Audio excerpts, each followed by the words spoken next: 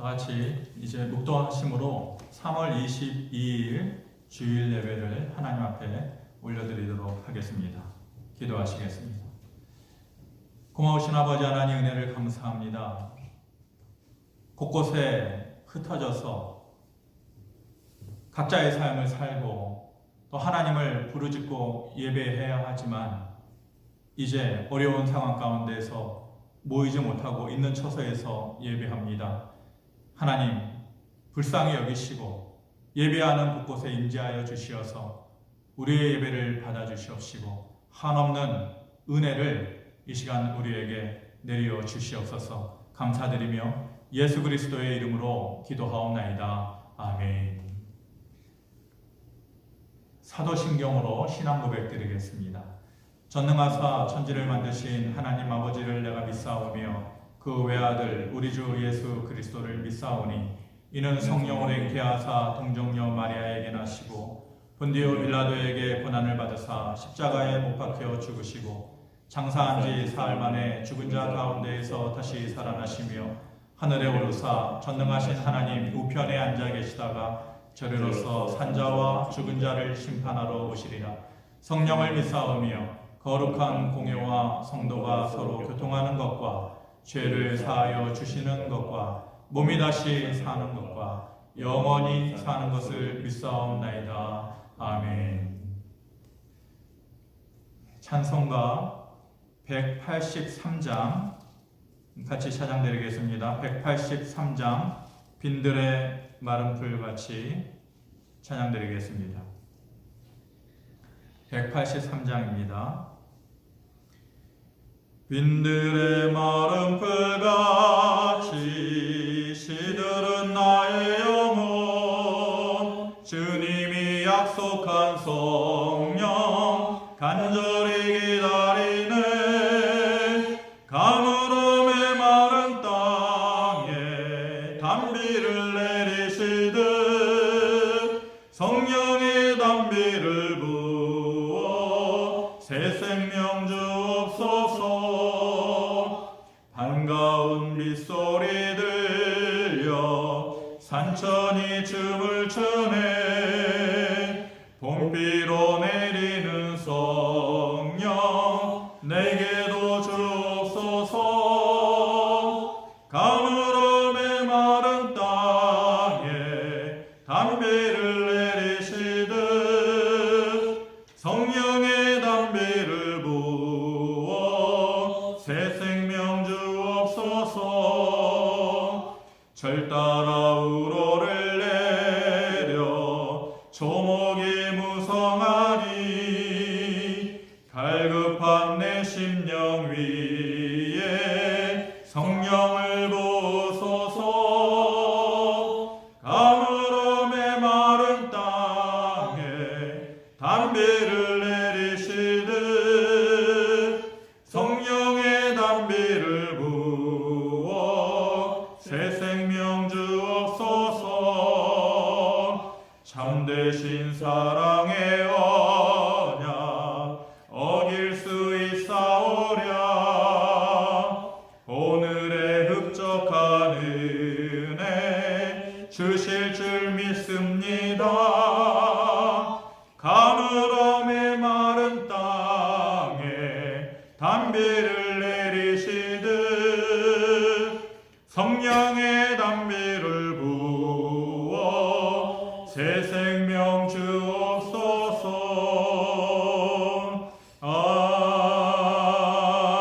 아멘.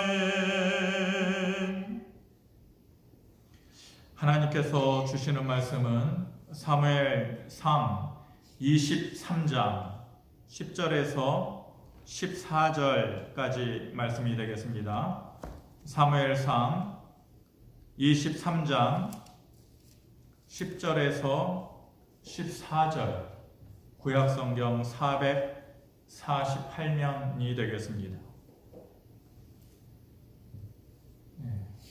가족들끼리 모여 있어서 성경책 찾으시고 같이 한 자리에서 예배하듯이 한 절씩 교독하고 마지막 절은 합독하도록 하겠습니다. 사무엘상 23장 10절에서 14절 말씀입니다.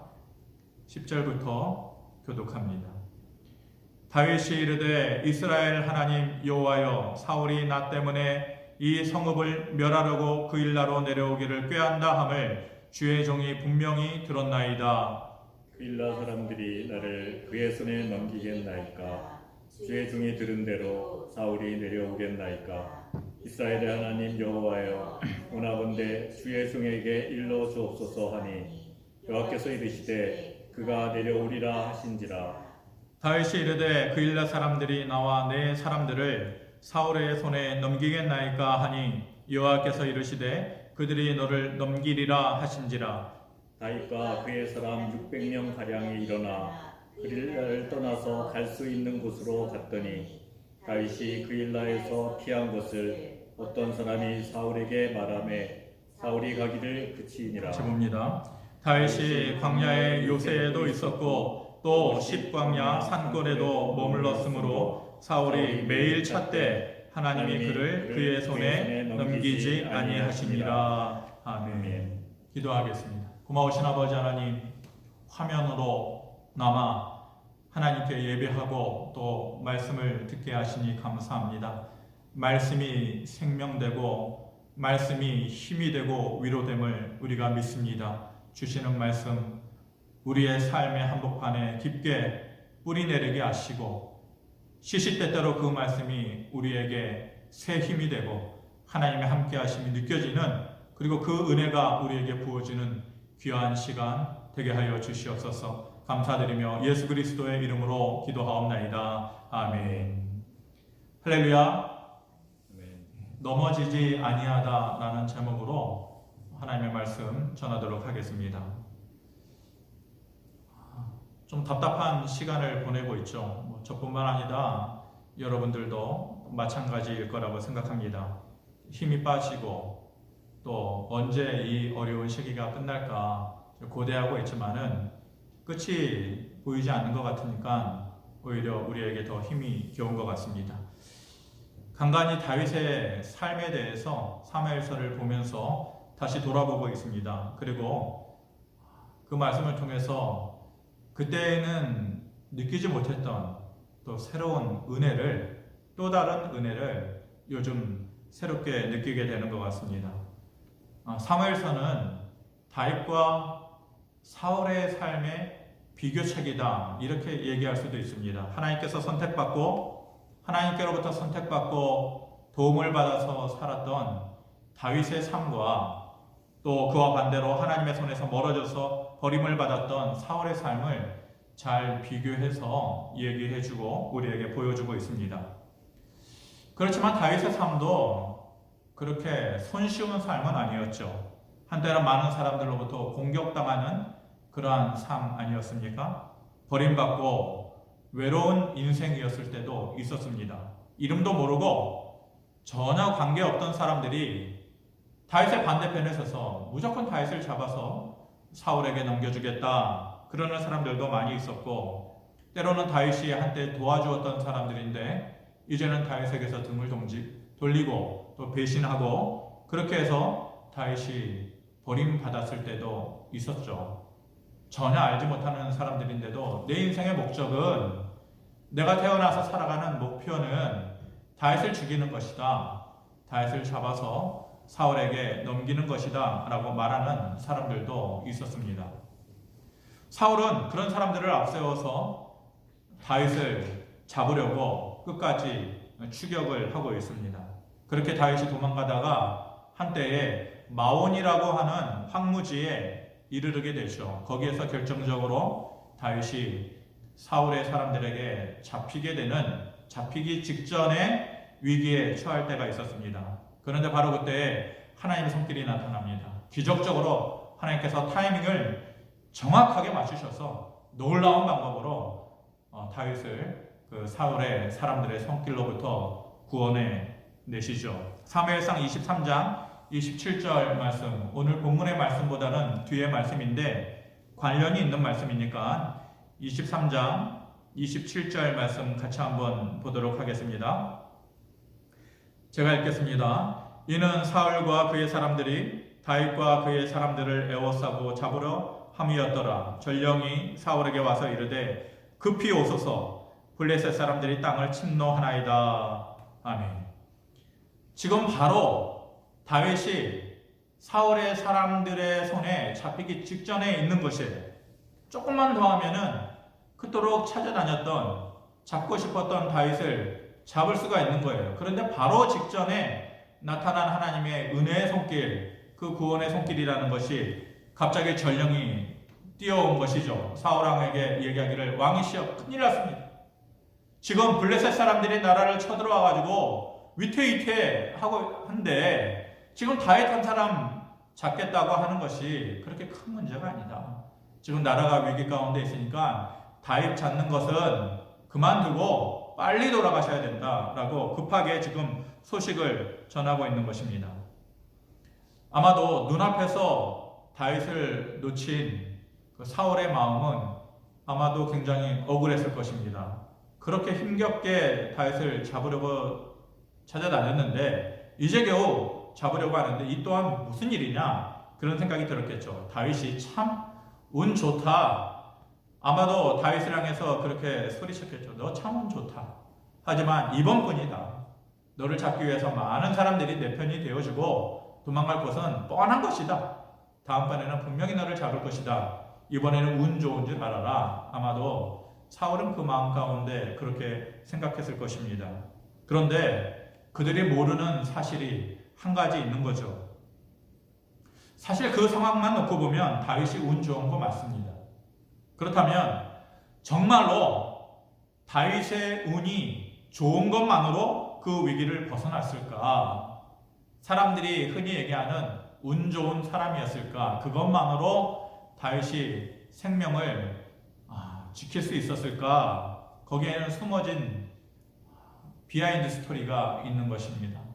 근데 그 숨겨진 이야기는, 숨겨진 뒷배경은 영화로 치면 그 배우도 모르는 거예요. 주연 배우도 모르고 또 조연 배우도 몰라요. 작가도 모르고 카메라 감독도 모르는 그 뒤에 숨겨진 또 다른 시나리오는 오직 감독만 아는 거죠. 그 감독이 누굽니까? 바로 하나님이신 것입니다. 그 절체절명의 위기 가운데에서 다윗이 정말로 놀라운 타이밍을 잘 맞춰서 살아날 수 있었던 것이, 그 이유가 뭐냐? 또 다른 장면의 사건을 통해서 분명하게 하나님께서 우리에게 알려주십니다. 6절에서 14절에 보면은 다윗이 도망다니는 또 다른 장면이 나오거든요. 이번에는 그일라라고 하는 곳에 이제 피해서 다윗이 들어갑니다. 근데 이번에도 다윗은 알지도 못하는 사람인데 또 다른 사람들이 정보를 얻어서 다윗이 그일라라고 하는 성읍에 숨어서 들어갔습니다 라고 하는 사실을 사울왕에게 가서 말해주는 거죠. 그러니까 다윗은 이렇게 해도 저렇게 해도 다윗의 편이 없는 거예요. 도망갈 길이 없는 거예요. 어디를 가도 다윗에 반대하는 사람들만 있는 것 같은 것이죠. 그 소식을 듣고 나서 사울왕이 기뻐합니다. 왜 기뻐합니까? 그 그일라라고 하는 성이 성 아니에요. 성문을 지키는 사람들은 항상 그 자리에 있고 또 성문이 항상 막혀 있으니까 그 안으로 다윗이 들어갔다라는 것은 더 이상 빼도 박도 못하고 도망갈 길을 스스로 차단하게 되었다는 거예요. 이제 다윗이 스스로 자기의 목숨을 위태한 지경으로 자기를 몰아간 것이에요. 그러니까 사울의 입장에서 보았을 때 이제 식은 죽 먹기인 거죠. 이제 다윗을 잡는 것이 쉬운 일이 되어버린 것입니다. 어쩔 수 없이 이제 그곳으로 피해 지나갔는데 정신없이 다윗도 도망가다 보니까 자기 자신을 난처한 상황으로 지금 몰아넣고 있었던 것이에요. 그래서 하나님께 물어봅니다. 하나님, 제가 바쁜 마음에 경황이 없어서 이 그일라 성 안으로 도망쳐 들어왔는데 사울왕이 내가 이곳에 있다는 것을 안 것 같습니다. 그일라 사람들이 내 편이 되어져서 내 목숨을 지켜줄 사람들이겠습니까? 아니면은 나를 배신하고 내 목숨을 사울왕에게 던져줄 사람들이겠습니까? 하나님께 물어봅니다. 일말의 기대감이 있었겠죠.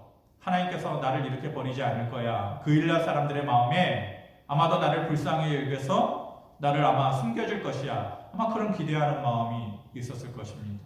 그런데 허무하게 그 기대가 다 무너져 내리죠. 하나님의 응답은 그일라 사람들이 너를 넘겨줄 것이다. 사울왕에게 너를 넘겨줄 것이다. 라고 하나님께서 응답을 해주십니다.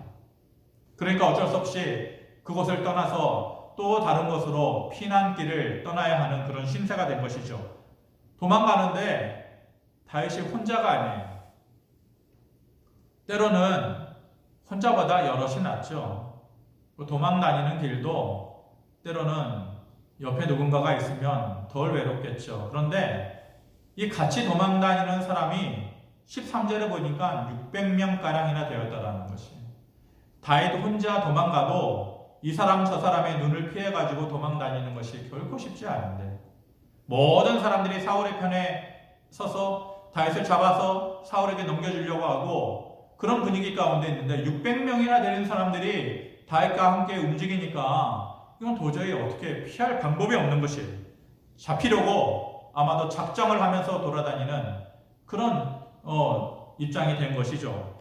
그런데 그 장면만 놓고 보면 잡혀야 되는 거 아니에요?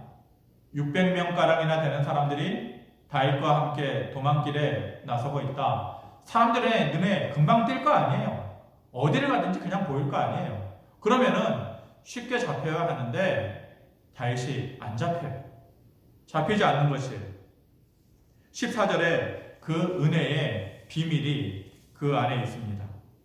23장 14절의 말씀 우리 한번 같이 읽어보도록 하겠습니다. 시작. 다윗이 광야의 요새에도 있었고 또 식광야 산골에도 머물렀으므로 사울이 매일 찾되 하나님이 그를 그의 손에 넘기지 아니하시니라. 아멘.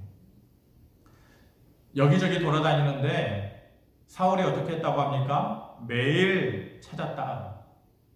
사울의 제일 목적은 무조건 다윗을 잡아서 그 앞에 세우고 백성들 앞에서 자기만이 1인자라는 것을 내세우고 다윗을 없애는 것이 그의 인생의 목적이에요. 그래서 사울이 매일 찾았다는 왕의 직권을 활용해서 또 수많은 사람들의 도움을 힘입어서 매일매일 찾았다라는 거예요. 그런데 못 찾았다는 거예요. 매일 찾되 찾을 수가 없었다는 거예요. 그 이유가 뭡니까? 하나님이 넘겨주지 아니하였다는 것입니다. 그 이유는 하나님이 넘겨주지 않으니까 다윗을 찾을 수가 없었다라는 것입니다. 사울은 다윗을 미워하는 수많은 사람들의 도움을 받아가지고 쉽게 다윗을 찾을 수 있을 것이다 그렇게 확신했습니다. 왜 못 찾겠어요? 혼자 도망 다니는 것도 아니고 수백 명의 사람들이 같이 다니는 그 길에 그 길목만 이렇게 막고 있으면은 쉽게 잡을 수 있는 것 아니에요? 사울을 도와주는 사람들이 얼마나 많았습니까? 그런데 결과적으로는 사울이 다윗을 잡지 못했다. 왜 그렇습니까? 매일 찾아도 하나님이 그를 그의 사울의 손에 넘기지 않았다라는 것입니다. 그게 이유입니다. 하나님이 다윗을 사울의 손에 넘기지 않았다라는 것입니다. 다윗이 잡히지 않고 살 수 있었던 가장 큰 이유는 하나님이 넘겨주지 않은 것입니다. 하나님이 그렇게 넘어지도록 허락하지 않은 거예요. 다윗을 사랑하시고 쉽게 엎드러지도록 허락하지 않으신 거예요. 하나님께서 사울보다 더 큰 손으로 다윗을 보호하고 지켜주었기 때문에 그가 살아날 수 있었던 것입니다. 이 말씀을 제가 오래간만에 다시 보면서 우리 인생에 살아가는 방법도 다 똑같구나. 하나님께서 실패와 절망으로 우리의 삶을 넘겨주지 않으면 그 주체인 하나님께서 우리의 삶을 실패 속으로 절망 속으로 넘어가도록 넘겨주지 않으면 그리고 하나님께서 붙잡아 주시면 아무리 어려운 상황이 우리를 힘들게 해도 넘어지지 않는다라는 것입니다. 우리가 잘 알기도 하고 제가 자주 인용하는 고린도전서 1장의 말씀에 하나님의 약하심이 사람보다 강하다 그렇게 말씀하십니다. 이 말씀 참 좋습니다. 하나님의 약하심이 사람보다 강하다.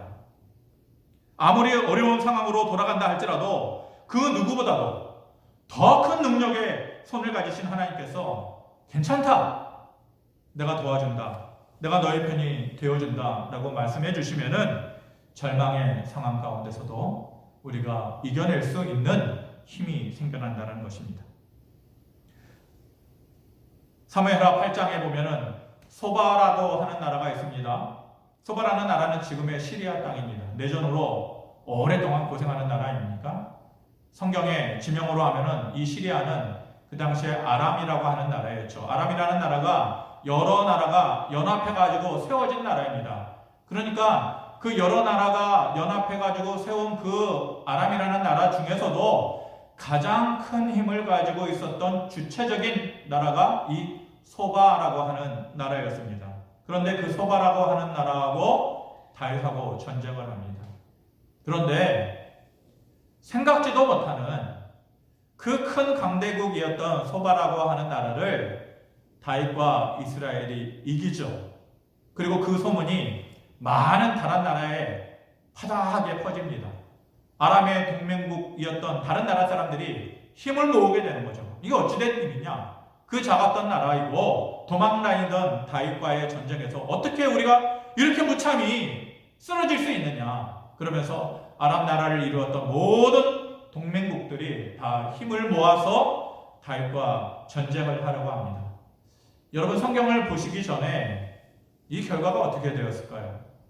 다윗은 한때는 도망다니던 사람이었고 억울했던 사람이었고 배신당하는 사람이었고 그렇게 힘없는 사람이었는데 이제 이스라엘이라는 나라를 이루어서 그 주변 나라, 특히 그 당시에 강대국이었던 아람의 동맹국과의 전쟁을 치르는데 결과가 어떻게 되었을까? 상식적으로 생각해보면 물론 또 우리가 생각지 못한 그런 놀라운 일들도 예상할 수 있겠지만은 일반적으로 생각해 보았을 때 쉽지 않은 전쟁이죠. 이겼다 할지라도 가까스로 이기든지 아마 그랬을 것이다 상상이 되는데 결과는 아주 반대의 내용이었습니다. 사무엘하 8장 6절에 보면 이렇게 얘기합니다. 다윗이 다메섹 아람의 수비대를 두매 아람 사람이 다윗의 종이 되어, 첫 번째 결과는 아람 사람이 다윗의 종이 되었다는 거예요. 놀라운 일이죠. 그 아람의 연합국, 동맹국이 한때 정말로 연약한 자리에 있었던 다윗의 종이 되었다는 것이에요. 그 다음은 조공을 바칩니다. 조공을 바친다. 조공을 바친다는 것은 이제는 우리가 당신 앞에서 더 이상의 적대국이 될 수도 없고 완전히 당신 앞에서 종의 입장으로 우리가 되겠습니다 하고 무릎을 꿇는 그런 상황을 얘기하는 것이에요. 그래야 이제 주인과 또 종의 입장이 되고 강대국과 약소국의 입장이 되고 그래서 조공을 바치는 거죠. 다윗이 어디로 가든지 여호와께서 이기게 하셨다 그렇게 말씀하십니다. 다윗을 쓰러뜨리려고 동맹을 하고 자기들끼리 별의별 수단을 다 쓰는데도 다윗을 못 이겼다라는 것이죠. 아무리 몰아쳐도 다윗이 쓰러지지 않았다라는 것이. 그리고 오히려 뭐라고 합니까? 어디로 가든지 다윗은 이기는 삶이 되었다. 다윗이 능력이 있어서 그렇게 된 것이 아니죠. 어디로 가든지 이기는 삶이 되었다라는 그 말 앞에 항상 뭐가 붙습니까? 여호와께서라는 말이 붙습니다. 어디로 가든지 여호와께서 이기게 하십니다. 넘어지지 않게 하실 뿐만 아니라 하나님께서 오히려 다윗의 삶을 이기는 삶이 되게끔 하셨다라는 것입니다. 하나님께서 그렇게 다윗을 만들어 주신 것입니다. 오늘 아침에 물론 오늘만이 아니라 제일 먼저 눈을 뜨면 여러분들은 어떻습니까? 뉴스부터 이렇게 보게 되죠. 요즘 보면 아침부터 늦은 시간까지 가게 문을 열어놔도 손님이 없어서 정말로 손님 한 명 받지 못하고 장사를 마감해야 되는 그런 상인들의 이야기들 뉴스를 통해서 종종 이렇게 들어보게 됩니다. 어쩌다가 손님이 한 명이라도 와가지고 물건을 사갖고 가면 그 옆에 가게를 하시는 분들이 그 손님이 가고 나면 진심으로 축하를 해준다는 거예요. 물론 상황이 하루 종일 손님 한 명 없는 가게의 입장으로 보면은 부러움의 대상이 되기는 하겠죠. 그런데 웃을 수는 없는 그런 상황 아닙니까?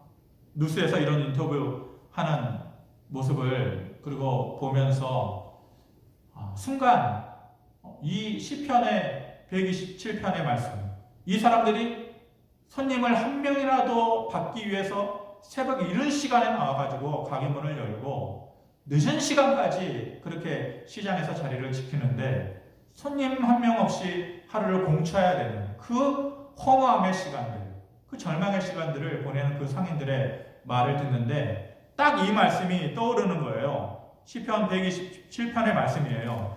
여호와께서 집을 세우지 아니하면 세우는 자의 수고는 헛되다. 여호와께서 세우지 않으면 자기 자신을 세우려고 하는 그 수고가 모두 헛되다. 여호와께서 성을 지키지 아니하면 깨어있음이 헛되다. 하나님께서 붙잡아 주시지 않으면 아무리 깨어있으려고 하고 아무리 오르려고 해도 그 모습이 헛되다라는 것입니다. 그리고 여호와께서 도우시지 않으면 너희가 일찍 일어나고 늦게 누우며 수고의 떡을 먹는 것이 다 헛되다. 이 말씀이 딱 우리의 모습을 그리고 그 당시에 그 상인들의 모습을 딱 떠올려주는 것 같아요. 마치 우리의 모습인 것 같아요. 아무리 일찍 일어나서 늦게까지 수고를 해도 열매가 없는 그런 부족한 삶을 살아가는 우리들의 삶의 모습, 바로 그런 것이 아닌가 싶은 거죠. 이럴 때일수록 용기를 잃지 않고 더 열심히 살아가는 모습 중요합니다. 가장 중요한 것이죠. 때로는 넘어지고 또 상처가 나도 그 시기가 지나갈 때까지 그 자리에서 이겨내는 거, 그리고 더 힘을 내보는 거 중요합니다. 그런데 더 중요한 것은 어려움에 넘어가지 않도록 하나님께서 붙잡아 주시는 삶이, 그 힘이, 그 손이, 그것이 더 중요하다는 것입니다. 하나님께서 세워주시지 않으면 성을 지키는 자의 깨어있음이 헛되다. 세우려고 하는 그 자의 노력함이, 그 땀이 헛되다. 우리가 넘어지지 않는 것은, 우리가 그 자리에 버티고 있을 수 있는 것은 하나님께서 넘어가지 않도록, 다윗을 사울의 손에 넘어가지 않도록 하나님께서 개입해 주셔서 그를 지키신 것처럼 하나님께서 우리를 실패와 절망으로 넘겨주지 않는 그 손길을 가지고 우리를 붙잡아 주시는 것, 그것이 우리에게 있어서는, 이 시점에서는 우리에게 더 중요하다는 것입니다. 저녁 시간에 이제 기도하러 가끔 내려오면 요즘은 기도의 내용이라는 게 별거 있겠습니까? 뻔한 내용이겠죠. 그리고 이렇게 멍하니 앉아 있는데 찬양이 유난히 마음에 들어오더라고요. 그래서 찬양 가사를 가만히 듣고 있으니까 우리들의 그 마음의 상태를 그대로 얘기해 주는 찬양인 것 같아서 오늘 이 시간 여러분들과 함께 들어보려고 합니다. 그렇기 때문에 라는 찬양입니다. 한번 소개해 드린 것 같기도 한데, 시와 그림이라는 사람들이 불렀던 찬양입니다. 가사가 여러분들 잘 전달이 될지 모르겠습니다. 한번 잘 들어보시고 듣고 나서 제가 가사 내용을 다시 한번 짧게 설명해 드리도록 하겠습니다.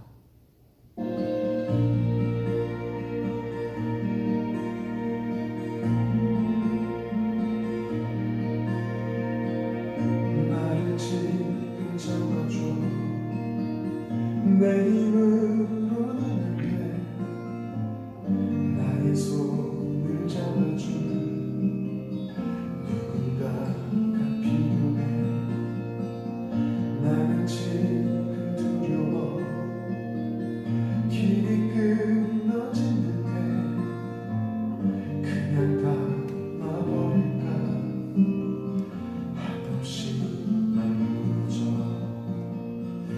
그렇기 때문에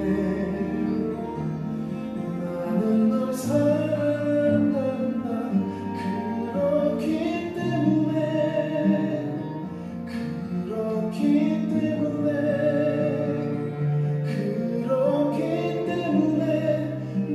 사랑한단다. 나를 지금 잡아줘. 내 힘으로는 안 돼. 나의 손을 잡아줘. 누군가가 필요해. 나는 지금 두려워.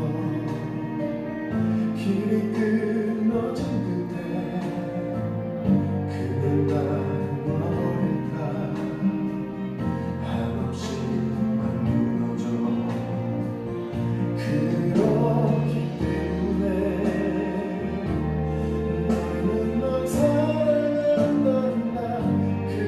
그렇기 때문에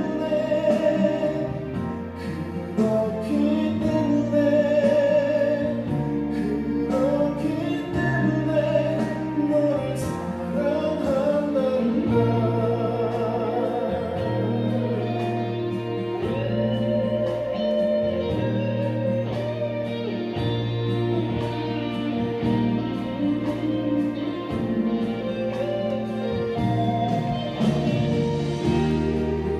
나의 손을 놓지 마. 지금 나의 손을 잡아. 내가 너를 일으켜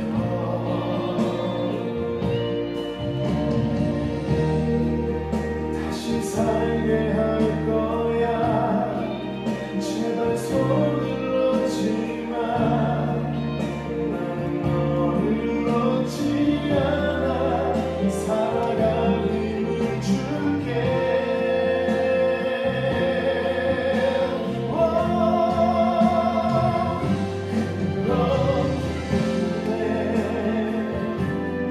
나는 널 사랑한단다. 그렇기 때문에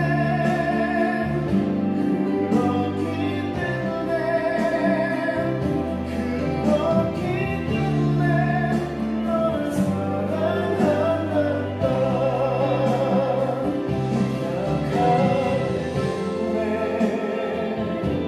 나는 널 사랑한단다.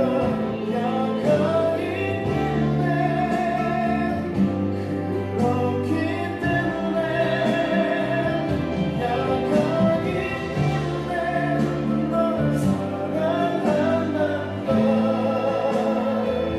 그렇기 때문에 널 사랑한단다.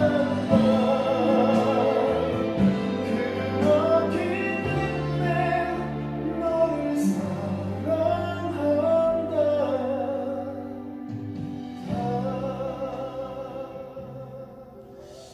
네, 여러분들 가정에서 잘 들리셨는지 모르겠네요. 그렇기 때문에 라는 제목의 노래인데요. 가사 내용이 이렇습니다. 나를 지금 잡아줘. 내 힘으로는 안 돼. 나의 손을 잡아줄 누군가가 필요해. 나는 지금 두려워. 길이 끊어진 듯해. 그냥 다 놔버릴까. 한없이 막 무너져. 그렇기 때문에 나는 널 사랑한단다. 그렇기 때문에 너를 사랑한단다. 약하기 때문에 나는 널 사랑한단다. 네, 이런 가사의 노래입니다. 나를 지금 잡아줘. 내 힘으로는 안 돼. 나의 손을 잡아줄 누군가가 필요해. 요즘 살아가는 우리들의 마음의 모습 아닐까? 절실한 우리들의 마음이 바로 이런 모습 아닐까? 나는 지금 두려워. 길이 끊어진 듯해. 우리가 걸어가는 이 길인데 우리 앞에 놓여진 길이 끊어진 게 보이는 거예요. 길이 대로처럼 나 있어야 되는데 그래야지 마음에 힘이 덜 드는데 바로 우리의 눈앞에서 길이 끊어진 듯하고 그래서 그냥 다 놔버릴까 한없이 내 마음은 무너져 내린다. 요즘 이런 사람이 한두 명이겠습니까? 그냥 놔버릴까? 소망할 것 없이 더 이상 꿈꾸지 않고 힘쓰지 않고 그냥 놔버릴까? 내 마음 무너져 내린다. 아마 이런 마음 가지고 사는 분들 참 많을 줄 압니다. 그런데 하나님께서 그 다음에 해주시는 말씀인 것처럼 보이는 이 가사는 그렇기 때문에 나는 널 사랑한다. 마치 하나님께서 우리에게 주신 말씀인 것 같은 것이 너가 그러니까 그래서 나는 널 사랑하는 거야. 마음이 무너져 내리는 것 같고 그냥 다 놔버릴까? 여기서 뭘 더 할 수 있지? 뭘 더 기대할 수 있지? 그렇게 마음이 속절없이 무너져 내릴 때에 그렇게 마음이 속절없이 약해지고 쓰러질 때에 그 모습 때문에 너가 그렇게 연약하기 때문에 그 이유 때문에 하나님께서 우리를 사랑하신다. 그리고 너를 기억하신다. 그리고 너의 손을 붙잡아 주신다 말씀하십니다. 우리는 이런 모습이 너무 싫죠. 누군가가 나를 도와줘야만 일어날 것 같은 연약한 삶이라는 거. 그리고 한없이 마음이 무너져 내리고 삶이 무너져 내리는 거. 그래서 그냥 다 놔버릴까? 그렇게 포기하면서 살아갈 수밖에 없는 연약한 생각을 가지고 그런 행동을 하면서 살아가는 우리들의 모습이라는 것이 내가 봐도 한심하고 혹시라도 나를 아는 주변 사람들이 보면 얼마나 나를 비웃을까? 우리는 그런 모습이 싫은 거예요. 그런 모습이 절망적인 거예요. 다른 사람들 앞에 보여주기 싫은 거예요. 들키기 싫은 거예요. 그런데 마치 하나님께서 그 뒤에 조용히 하시는 말씀은 그래, 하지만 그렇기 때문에 나는 너를 사랑한다. 그렇기 때문에 나는 너를 기억한다 라고 말씀하시는 것입니다.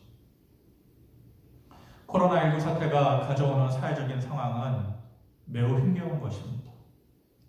몇 번 말씀드리지만은 아마 상황이 진정되더라도 그것은 끝이 아닐 것입니다. 여러 가지 공황 상태가 또 펼쳐지게 되겠죠. 모든 것이 올 스톱이 되어지고 또 경제적인 위기, 이곳저곳에서의 파탄이라는 소식이 아마 자주 들려지게 될 것입니다. 정말로 심각한 세계적인 위기 상황이 오면은요, 저렇게 자신만만한 미국의 대통령도 어쩔 수 없는 거. 손 쓸 수 없는 거. 아무리 주변에서 뭐라고 해도 자기만의 독자적인 길을 걸어가겠다고 하는 중국의 시진핑도 할 수 없는 거예요.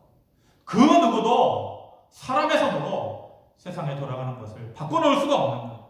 아무리 힘이 세도 그 돌아가는 세상의 힘을 돌이킬 수 없는 거예요. 역사의 큰 흐름을 이렇게 저렇게 돌려놓을 수 없는 거예요. 누구라도 그런 거예요. 그런데 아까 말씀드렸지만 뭐라고 합니까? 하나님의 약하심은 사람보다 강하다. 하지만 그래도 하나님이 무너뜨리시면, 하나님이 넘어뜨리시면 국가도 넘어지는다. 그 어떤 힘을 가지고 있는 사람이라 할지라도 세상의 큰 흐름을 좌지우지할 수 없는 거지만 아무리 하나님이 약하시다 할지라도 하나님께서 넘어뜨리면 넘어가는 거예요. 국가도 넘어가요. 사회도 넘어가요. 가정도 넘어가고 개인의 삶도 무너지는 거예요. 넘어가는 거예요. 반대로 하나님께서 넘겨주지 않으면 넘어가지 않아요. 버티고 참을 수 있는 거예요. 다윗이 그 수많은 사람들이 눈을 뜨고 다윗을 찾아서 잡아서 사울에게 넘겨주고자 했는데도 붙잡을 수 없었던 그 수많은 위기를 경험하면서도 살아날 수 있고 넘겨주지 않았던 것은 하나님께서 그를 붙잡아 넘겨주지 아니하였더라 라는 것입니다. 그게 이유인 것입니다. 아무리 큰 힘을 가진 것이어도 하나님이 넘겨주면 넘어지는 것입니다. 아무리 연약한 것이라 할지라도 하나님께서 넘겨주지 않으면 그 자리에 버틸 수 있는 것입니다. 이겨낼 수 있는 것입니다. 그 믿음을 가지고 우리가 살아갈 수 있게 되기를 바랍니다. 그리고 힘들어도 감사할 수 있게 되기를 바랍니다. 감사의 조건이 없죠. 아무리 찾으려고 노력해도 없을 것입니다. 하지만 하나님의 손길이 있음을 우리가 기대한다면 그 기대하는 그 마음, 그 작은 것 하나 붙잡고 저와 여러분들이 감사할 수 있게 되기를 바랍니다. 그리고 그 하나님의 손길이 이 모든 위기의 상황을 종식시키고 주의 백성들에게 마치 새벽에 은은하게 밀려오는 새벽비처럼 그렇게 내리는 새벽 이슬처럼 저와 여러분들과 가정과 국가 사이에 하나님의 손길이 내려지는 그러한 때를 기대하고 기다리면서 우리의 믿음을 지켜나가는 저와 여러분들이 되어지기를 주님의 이름으로 축원합니다. 기도하겠습니다. 아버지 하나님, 은혜를 감사합니다. 하루하루의 삶이라고 하는 것이 녹록치 않습니다. 아니, 녹록치 않다라는 말로 설명될 수 없을 정도로 힘이 듭니다. 장사하는 사람들은 장사하는 대로, 직장 다니는 사람들은 또 직장에서의 어려운 대로, 아르바이트하는 청년들은 또 그들만의 어려움으로, 사업을 일구어가는 사람들, 국가를 경영해 나가는 사람들은 각자의 모습대로 모두가 마치 큰 절벽의 앞에 서 있는 듯한 그러한 위기 가운데 우리가 살아가고 있습니다. 아마도 이 위기는 쉽게 사라지지 않을 듯합니다. 마치 넘어질 것 같습니다. 아주 엎드려질 것만 같습니다. 다윗의 마음이 그러했습니다. 다윗의 상황이 그러했습니다. 넘어질 것 같고 아주 엎드려질 것 같고 다시는 일어설 수 없을 것 같은 그 수많은 위기 가운데서도 다윗은 일어났습니다. 그리고 소바라고 하는 큰 나라를 정복하고 그리고 그들에게 조공을 받고 이기게 되는 삶을 살게 하셨다 하셨습니다. 그런데 그 이유는 하나님께서 다윗을 사울에게 넘겨주지 아니하였다라는 것이었습니다. 아버지 하나님, 우리 모두가 위기 가운데 있습니다. 경제적인 위기 가운데 있습니다. 사람 간의 관계의 위기 가운데 있습니다. 국가적인 경제의 위기 가운데 있습니다. 아버지 하나님, 넘어질 것 같습니다. 당장이라도 쓰러질 것 같습니다. 하나님께서 넘어지지 아니하도록 우리를 붙잡아 주시지 않는다면 우리가 가진 힘으로는 도저히 견딜 수 없고 버틸 수 없는 상황입니다. 아버지 하나님, 불쌍히 여겨 주십시오. 하나님을 향하여서 작은 소리로 그 이름을 부를 때에 아버지 하나님, 우리를 기억하여 주시옵소서. 우리의 손을 붙잡아 주시옵소서. 넘겨주지 아니하고 오히려 붙잡아 주시는 하나님의 손길을 우리 있는 처소에서 다 경험할 수 있도록 은혜를 더하여 주시기를 간절히 바라옵고 소원합니다. 우리가 얼굴과 얼굴을 마주 대하고 예배하고 싶지만 그렇지 못하고 있습니다.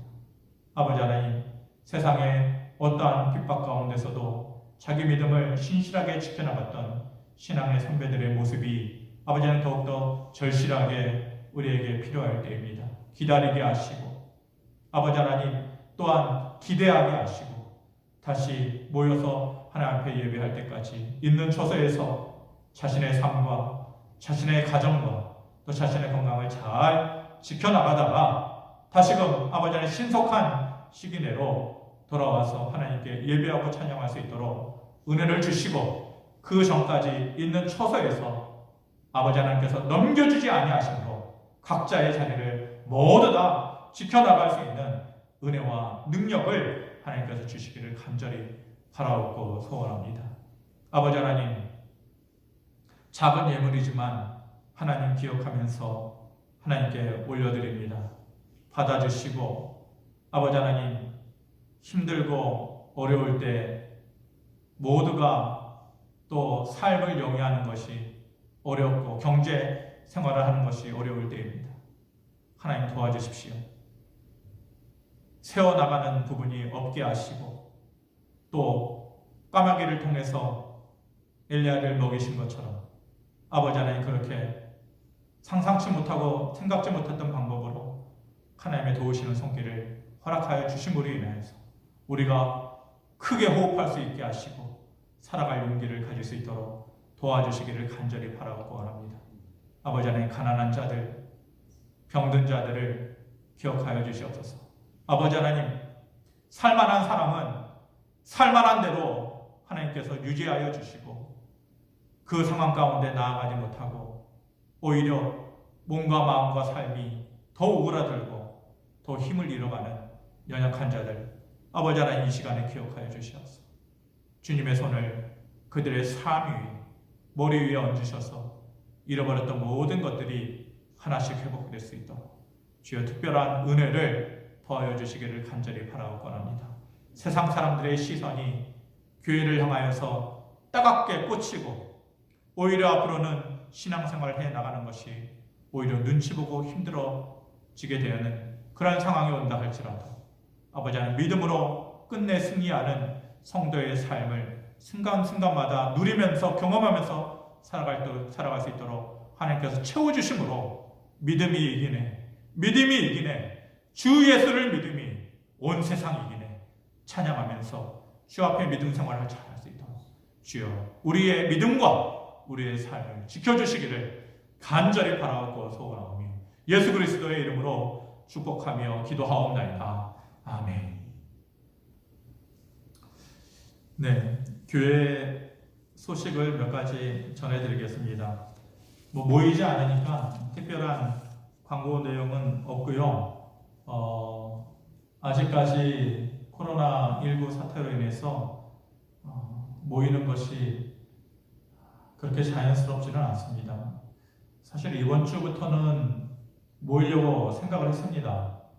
그렇게 주변에 있는 사람들에게도 얘기를 했었고, 그런데 이제 서울시 이제 주중에 내려오는 방침에 이제 뭐라고 하나요?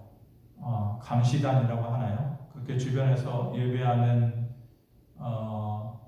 교회들을 이제 주변에서 감시하는 그런 사람들을 통해서 좀 그렇게 지켜보겠다. 그리고 수칙을 지키지 않는 교회에 대해서는 행정명령을 또 하겠다.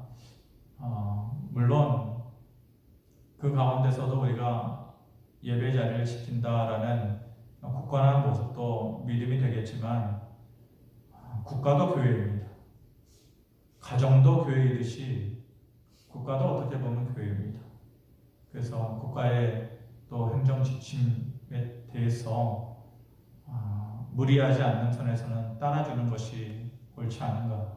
또 주변의 사람들의 또 주변 주민들도 요즘은 그렇게 달갑지 않게 또 이렇게 눈을 뜨고 지켜보고 있어서 구태여 고집스럽게 하는 것이 옳은가. 특별히 이렇게 감시단이 처음 시작하는 이 시점에 좀 그런 때는 좀 피하는 것이 좋지 않겠나 싶어서 한 주 정도는 더 온라인으로 예배를 해야겠다 싶어서 이번 주까지 영상으로 여러분들에게 설교 영상을 보내드립니다. 다음 주는 어떻게 될지 모르겠습니다. 다음 주 어떻게 하겠다. 한 주 한 주를 두고 볼 수밖에 없습니다. 마음 같아서는 지금도 그렇습니다. 다음 주는 모일 수 있는 인원들은 정부에서 요구하는 수칙들, 모임에 있어서 지켜야 될 수칙들을 우리가 지금 다 지킬 수가 있습니다. 이제 비접촉 열 감지, 온도계도 우리가 구비를 할 것이고 들어오는 분들 열 체크하고 또 공간을 확보해서 예배하고 예배 전후에 방역을 하고 마스크 쓰고 또 식사 제공 등 모임을 갖지 않고 이런 것은 우리가 다 지킬 수 있습니다. 그래서 피하는 것이 중요한 게 아니라 앞으로는 이런 일이 또 있겠죠.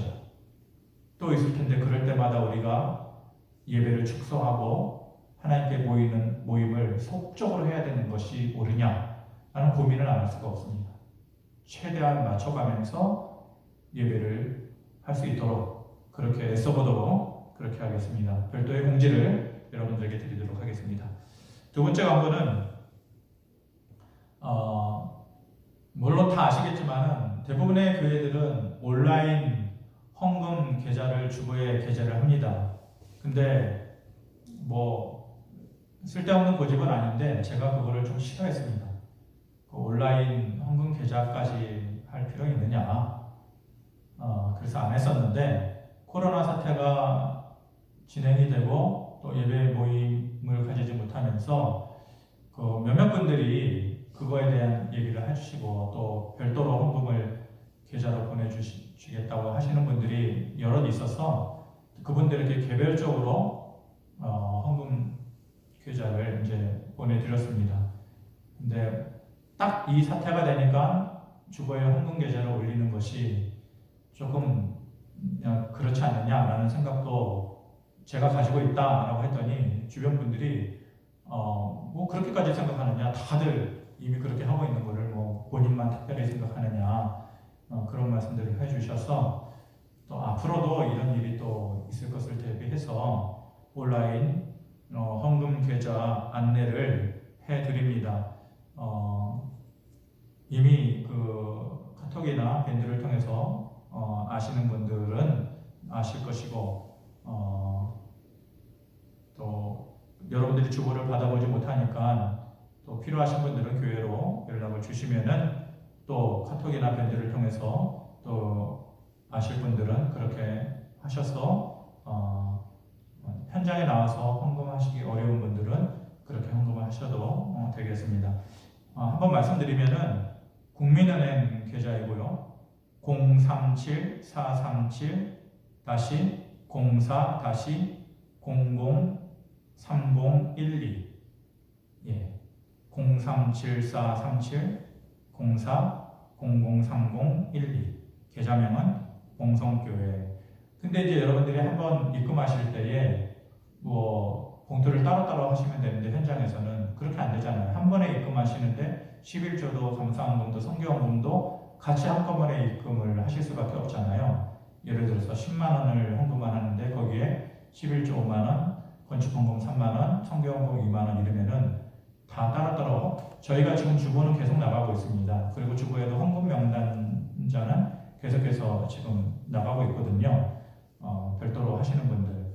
그래서 여러분들이 구별을 하기 위해서 여러분들이 입금자 또 그 누구한테 보내느냐 거기에 이름을 쓰는 곳에 11조인 경우 홍길동 뭐 10 이렇게 쓰시면 되겠습니다. 10이라는 말이 11조라는 뜻입니다. 그러니까 자기 이름을 쓰고 10 하면 이게 11조구나. 또 감사헌금을 드리시는 분은 홍길동 자기 이름을 쓰고 뒷부분에다가 그렇게 쓰시면은 대부분의 성도의 이름은 우리가 아니까 이름 뒤에 11조는 10, 감사헌금은 성교헌금은 선, 건축헌금은 건, 장학헌금은 장, 미화헌금은 미 이런 식으로 표기를 해주시면 저희가 이제 그걸 보고 헌금을 주보에 이렇게 올려드리도록. 이도저도 뭐 못하겠다 그러면 그냥 온라인 계좌 하시고 교회로 전화를 주셔서 이렇게 헌금을 드립니다 얘기해 주셔도 뭐 무방할 것 같습니다. 마지막 광고는 장례 소식입니다. 강석순 집사님 5구역의 강석순 집사님 모친상이 지난 20일 이제 여러분들에게 있어서는 이틀 전이 되겠네요. 포천에 있는 장례식장은 금강산 장례문화원이었습니다. 나중에라도 여러분들이 혹시 아시게 되면 많은 위로의 말씀 있으시기를 바랍니다. 광고의 말씀을 마치고요. 곳곳에서 여러분들 유튜브를 통해서 또 링크된 영상을 통해서 예배하실 텐데 예배의 장소가 중요하냐? 물론 중요합니다. 같이 모여서 하나님 예배하는 거 중요하지만은 어쩔 수 없는 경우에는 우리의 신앙의 선배들도 다 그랬습니다. 신앙의 핍박이 있거나 또 국가적인 재난이 있을 때에는 지하실에서도 예배를 하고 각 가정에서도 예배를 하고 굴 속에서 들어가서 예배도 하고 지금도 북한이나 중국에서는 그렇지 않습니까? 예배의 장소가 중요한 것이 아니라 그러한 특별한 상황 가운데서는 있는 처소가 교회가 된다. 내 가정이 교회가 된다. 그런 마음으로 예배에 같은 마음으로 그렇게 힘써주시고 언제 다시 모일 때라도 예배 드림이 있어서 어색함이 없이 그렇게 신앙생활 잘 지켜나갈 수 있게 되기를 바랍니다. 이제 축도하고 예배를 마치도록 하겠습니다.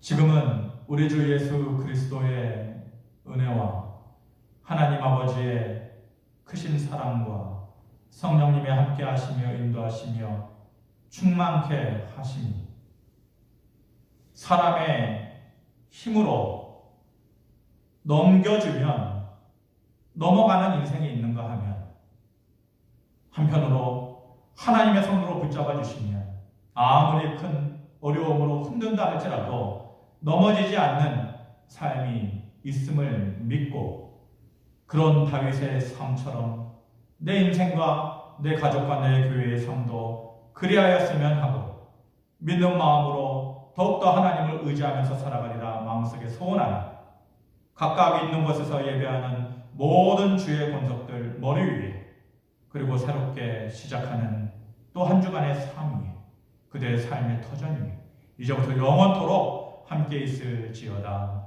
아멘. 이상으로 예배를 다 마치도록 하겠습니다. 감사합니다.